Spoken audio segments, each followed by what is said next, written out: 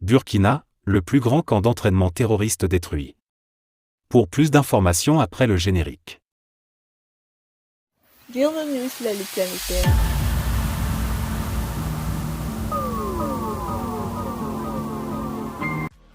Mais tout d'abord, avant de commencer, n'oubliez pas de vous abonner et activer la cloche de notification, car cela vous permettra de ne plus manquer les prochaines vidéos. Let's go!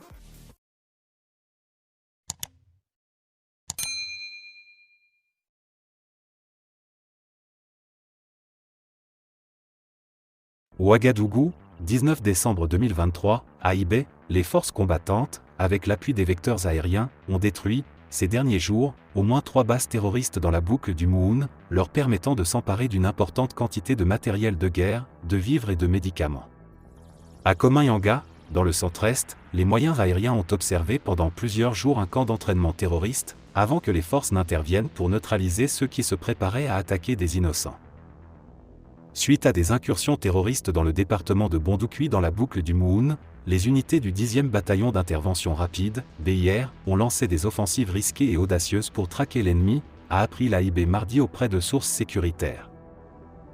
Ainsi, dans les zones de Zanzaka et de Ité, elles ont détruit 2 bases terroristes et récupéré du matériel de guerre encore utilisable. Mais dans la nuit du 18 au 19 décembre 2023, le bataillon a mené plusieurs infiltrations à Ité et pris d'assaut une grande base terroriste. Une quinzaine de terroristes ont été tués pendant le raid, et des moyens logistiques ont été saisis, dont une importante quantité de munitions, de mitrailleuses et 3 véhicules de combat dérobés à l'armée il y a un an. 2 valeureux soldats ont été blessés pendant cette mission à haut risque et sont actuellement en soins.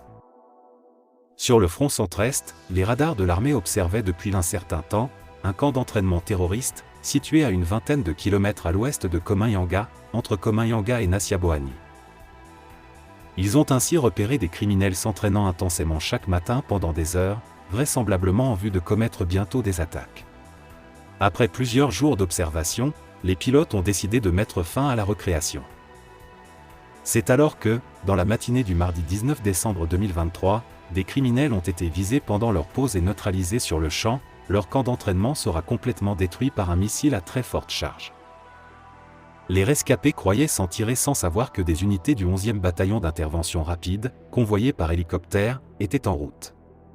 Mais très vite, ces criminels ont été traqués jusqu'au dernier, tant par des hélicoptères d'attaque que par des unités au sol. Un commando s'est chargé d'envoyer en enfer plusieurs terroristes, dont des formateurs et des stagiaires, mettant ainsi fin à leur sale besogne. Après avoir accompli un travail remarquable, les forces ont été exfiltrées par des hélicoptères en attendant leur prochaine mission. Il faille prendre un certain nombre de mesures. Et nous avons dit à compter de janvier, un certain nombre de mesures seront prises.